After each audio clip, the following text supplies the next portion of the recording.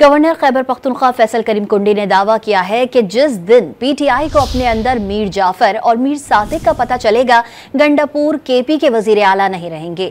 Media से गुफ्तगू में कहा कि सरकारी पीटीआई मौलाना फजल रहमान की बुराइयां करती है, जबकि सियासी पीटीआई उनके कदमों में बैठी है।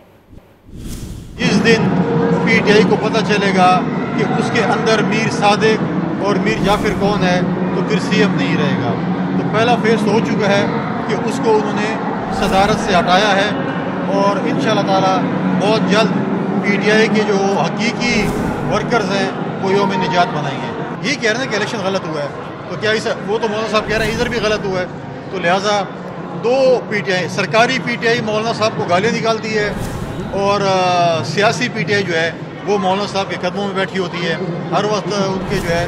और मौलाना साहब भी सही सियासत कर रहे हैं, चुन चुन से उनसे बदले ले रहे हैं। जो इनके बानी चेयरमैन मौलाना साहब के ख़िलाफ़ जो बातें करते थे, आज वो उनके पीछे नमाज़ें भी पढ़ रहे हैं, उनको हज़रत भी कहलाते हैं, उनको हज़रत मौलाना भी कहलाते हैं।